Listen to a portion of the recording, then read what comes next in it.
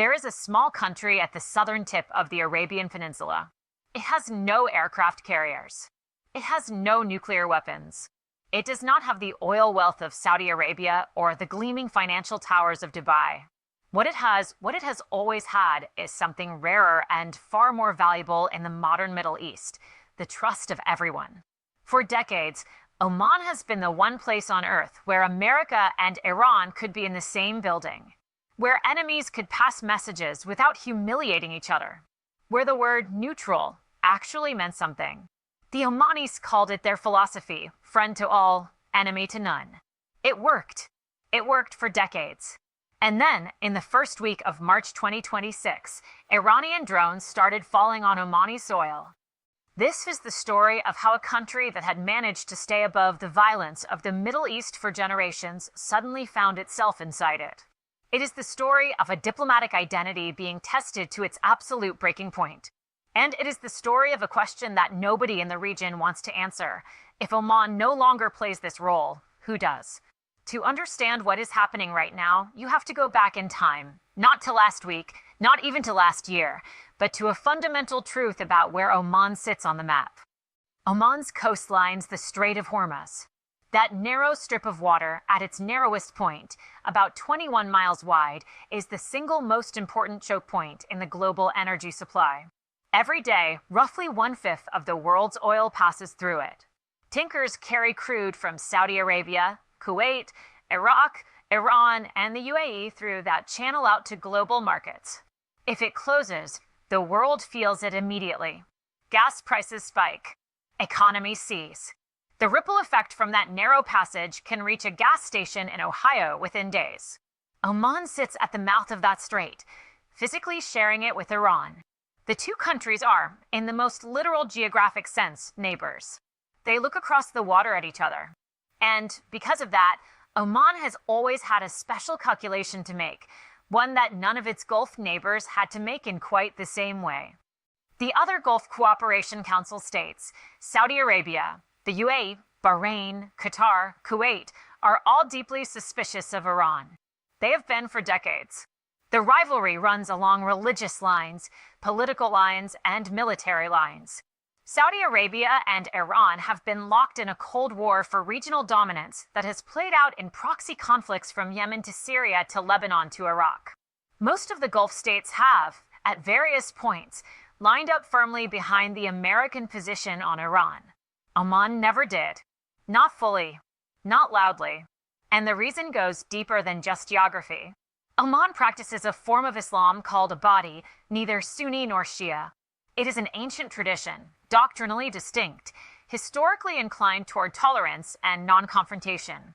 In a region where sectarian identity is essentially foreign policy, Oman's religious identity allowed it to exist outside the great Sunni-Shia divide that shapes nearly every alliance and every conflict in the Middle East. The country is also small, about 5 million people. Its oil reserves are modest compared to its neighbors. It does not have the demographic weight to throw around or the financial leverage to buy influence the way Qatar or the UAE does. What the Omanis understood, very early, was that their power had to come from being useful, not to one side, but to everyone. They built that usefulness patiently, over decades.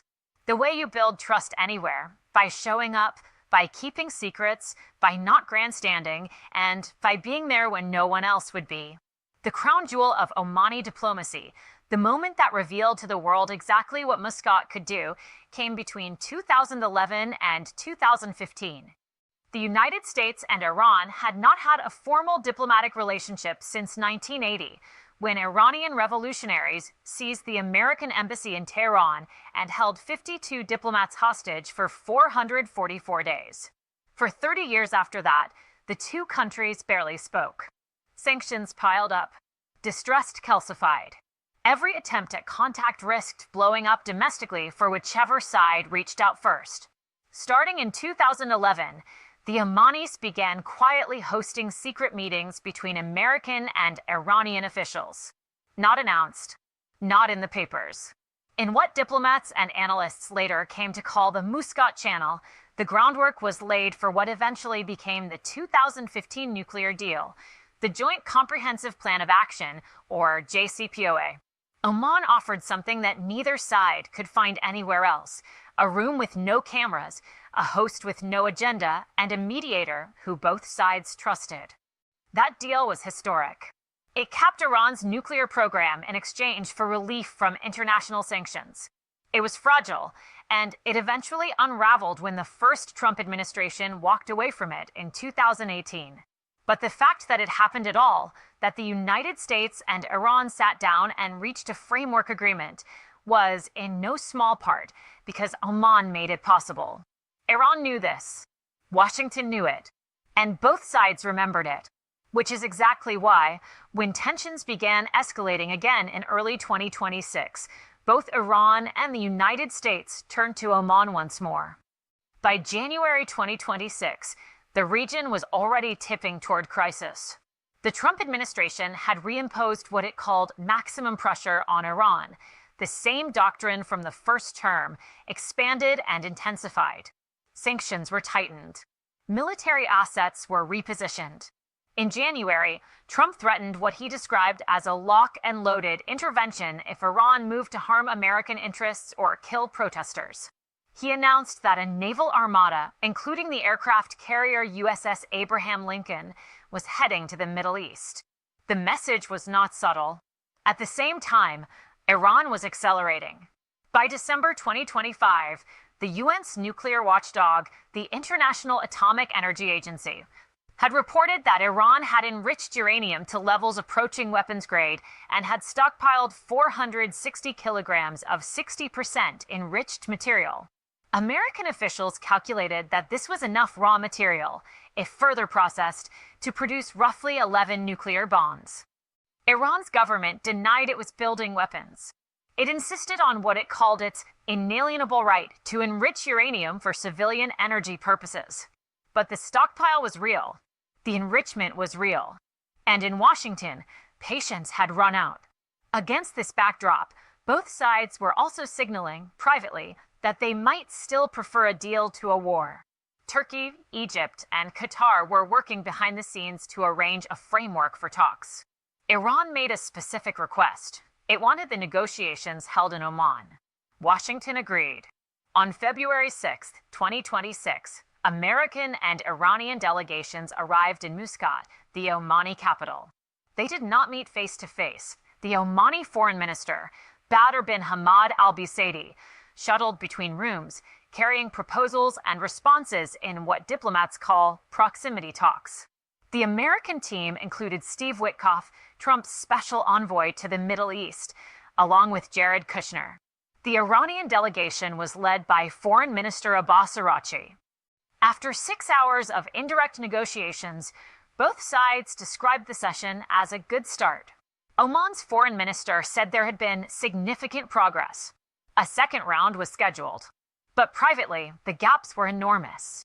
The United States wanted Iran to completely dismantle its nuclear program, zero enrichment, full dismantlement, the so-called Libya model, where a country surrenders its weapons capability entirely. Iran refused. Tehran was willing to discuss limits. It was willing to cap enrichment. It was willing to allow more IAEA inspections. But it would not give up enrichment entirely, and it absolutely would not discuss its ballistic missile program or its network of allied militias across the region. Those, Iranian officials said, were simply not on the table. Secretary of State Marco Rubio said publicly that he was not sure you can reach a deal with these guys.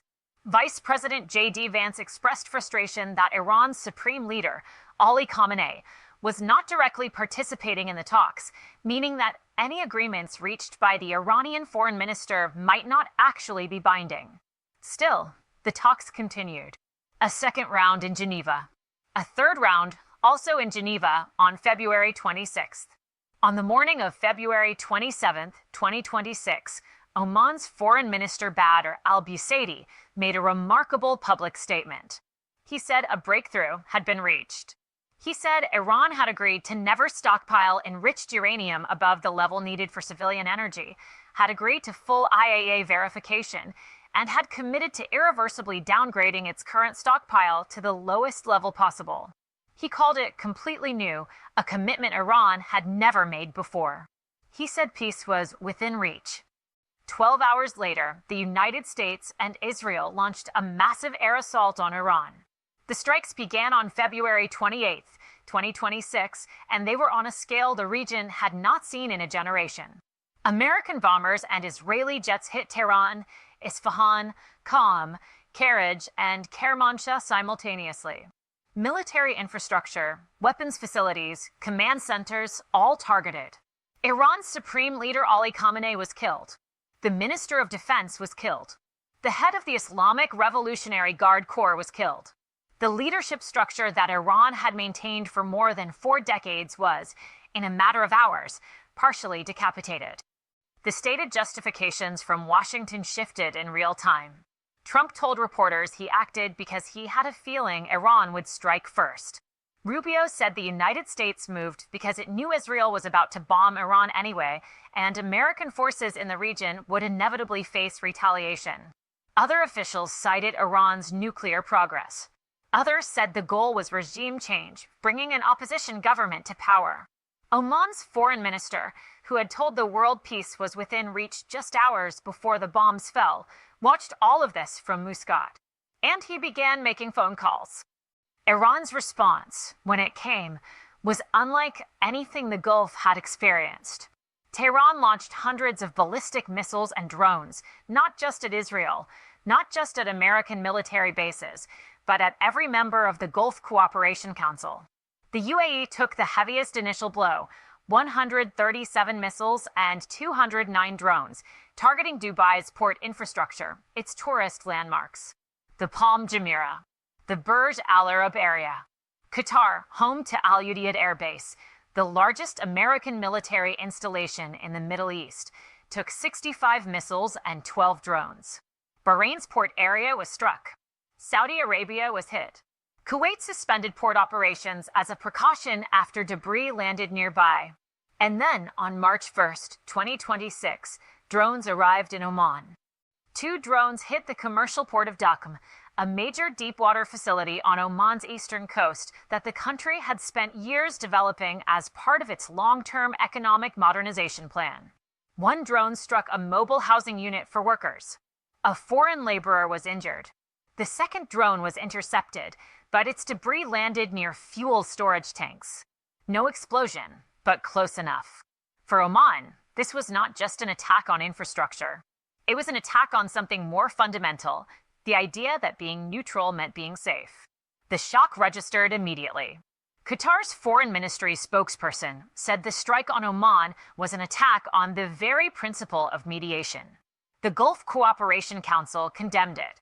And observers around the region, diplomats, analysts, politicians, paused to ask a question they had not needed to ask before. Is Oman's model of neutrality actually sustainable in a war? It did not stop at Dhaka. Over the next 3 days, the attacks on Oman continued and escalated. On March 1st, the same day as the Dhaka port attack, an oil tanker called the Skylight, flying the flag of Palau, was targeted 5 nautical miles north of the port of Qasab in Oman's Muzandam Governorate. 4 crew members were injured. On March 2nd, a drone boat, an unmanned surface vessel, struck an oil tanker flying the flag of the Marshall Islands approximately 52 nautical miles off the coast of Muscat. The attack triggered an explosion in the ship's main engine room. A fire broke out. 1 crew member was killed. On March 3rd, fuel tanks at Dhaka port were struck again, multiple drones this time, one hitting a fuel storage tank directly. No casualties, but operations at both Dhaka and the port of Salalah were suspended. Port authorities shut down commercial activity at both facilities until further notice.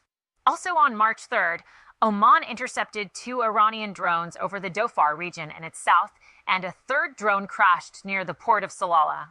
In the span of 72 hours, Oman had gone from the region's most trusted mediator to a country intercepting enemy drones over its own territory and counting its dead at sea. The Iranian government's official response to all of this was, to put it diplomatically, extraordinary in its contradictions. Iranian Foreign Minister Abbas Araghchi said the attacks on Oman were not our choice, that Iranian military units were acting independently based on general standing orders, without specific direction from the foreign ministry. The Iranian General Staff issued a statement saying it had not ordered any strike on Omani territory and that Oman remained a friend and neighbor. This explanation, that Iran's military was essentially operating outside of civilian government control, may have been partially true. Or it may have been a face-saving device designed to let Tehran walk back its strikes without formally admitting responsibility. Either way, the strikes continued even after the denials. On March 3rd, as the General Staff was calling Oman a friend, more drones were hitting Omani ports. For the Omanis, this created an almost impossible position. Oman's response to all of this has been, in the most charitable interpretation, exactly what you would expect from a country that has spent 50 years building a reputation for restraint and dialogue. In the less charitable interpretation, it looked like paralysis. When the United States and Israel launched the initial strikes on Iran on February 28th, Oman issued 3 separate statements. The first condemned the American and Israeli attacks, without mentioning Iran's retaliatory strikes on its Arab neighbors at all. That omission was noted widely. When the drones started landing on Oman itself, the foreign ministry released a statement saying the Sultanate was undertaking all necessary measures to address any actions that may impinge upon the safety of the nation and those residing within it. It did not name Iran. It did not demand accountability. It did not retaliate. And through all of it, Badr al-Busaidi kept making the same public argument. There are off-ramps available. Let's use them.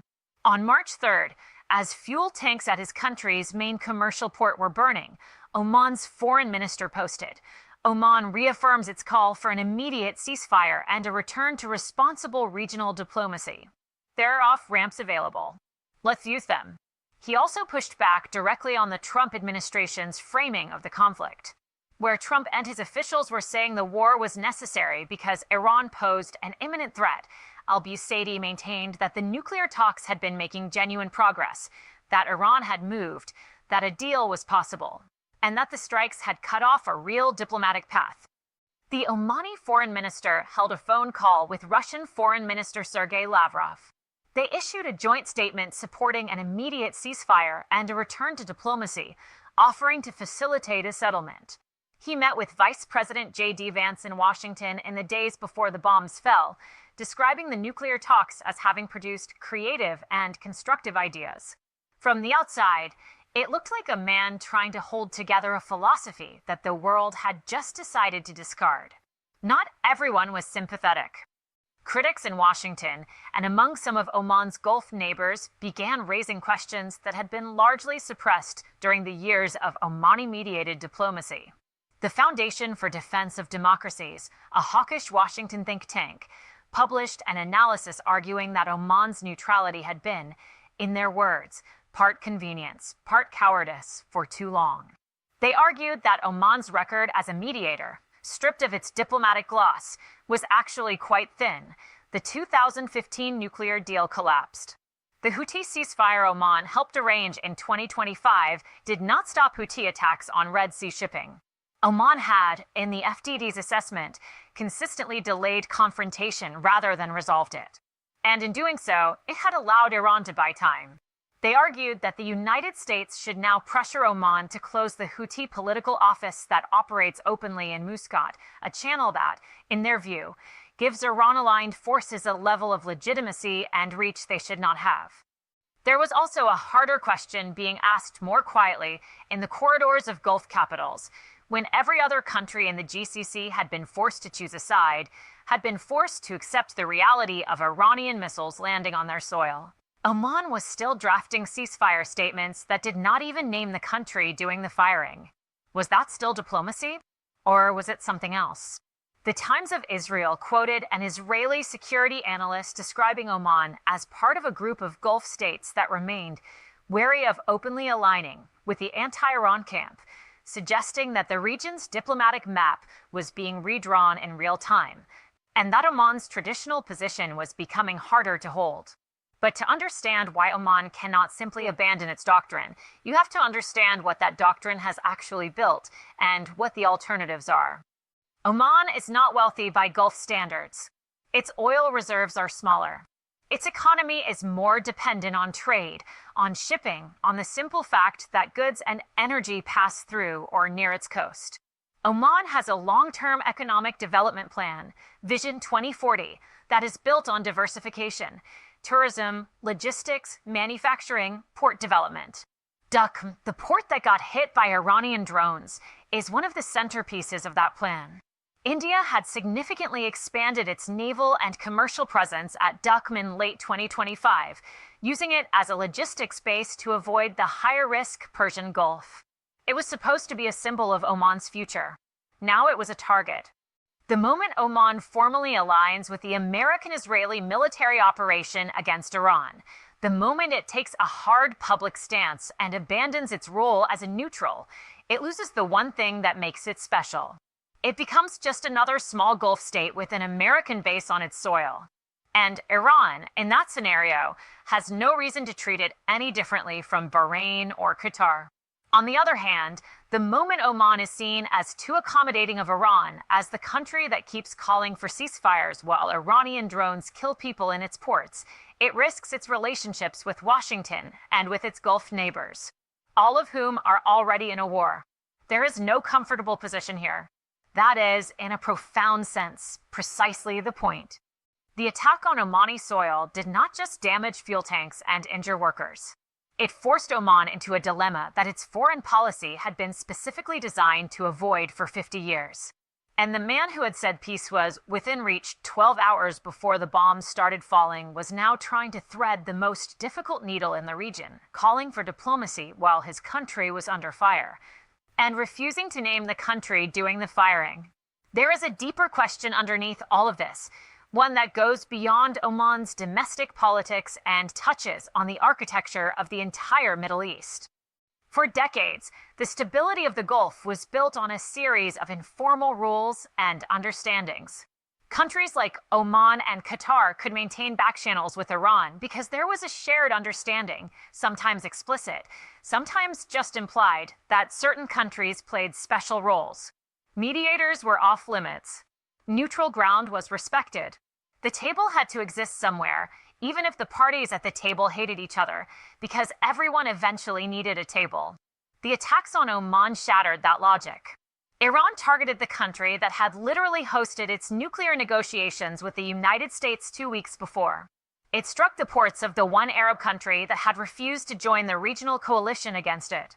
Qatar's foreign ministry called it an attack on the very principle of mediation, and that phrase was not just diplomatic rhetoric. It was a recognition that something structural had changed. If even Oman could be struck, then the informal geography of Gulf security, the one that assigned certain countries certain roles that made them functionally immune from certain kinds of violence, no longer held. Every country in the region had to recalculate. The Carnegie Endowment for International Peace framed this in stark terms in a March 2026 analysis. The Gulf's worst nightmare had arrived.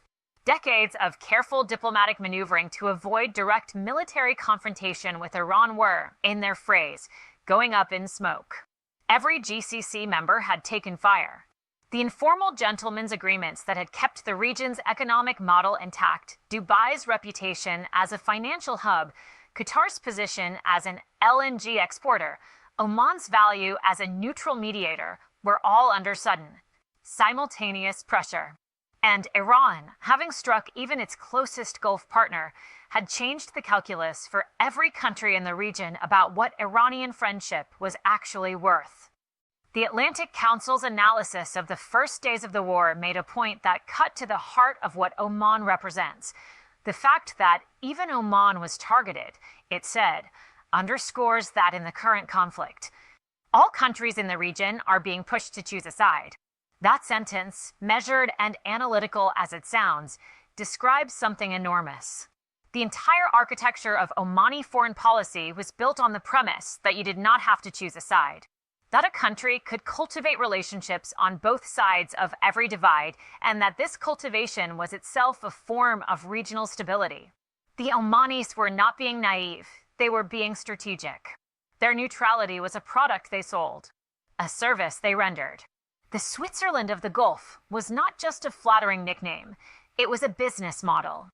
What Iran's attacks on Oman demonstrated, regardless of whether they were ordered by the general staff or carried out by Revolutionary Guard units operating on general instructions, is that this business model has a breaking point. When the guns come out at scale, when the war is no longer proxy and regional and deniable, but open and existential, the informal rules that made neutrality possible stop being enforced. The war had to be large enough and fast enough and brutal enough to overwhelm the calculations that had held the region's informal order together. And that is exactly what the February 28th strikes produced. Where does this leave Oman now? The Sultanate is in an extraordinary position. It is the country that tried hardest to prevent this war. Its foreign minister said peace was within reach on the eve of the bombs. It was struck anyway by the country it had been protecting diplomatically, and its response throughout has been to keep calling for a ceasefire. That response is being read in at least 3 very different ways, depending on who is reading it. He spoke with Russian Foreign Minister Lavrov. He has maintained contact with the Iranians through whatever channels still function. He has urged the United States to reconsider. He said the door to diplomacy remains open. He posted, on a day when his country's ports were under fire, that there were off-ramps available. What he has not done, and what remains the central, unresolved tension in Omani foreign policy right now, is cross the line that his doctrine prohibits. He has not named Iran as an aggressor. He is not aligned with the American military operation. He has not asked for a security umbrella. He has not chosen a side.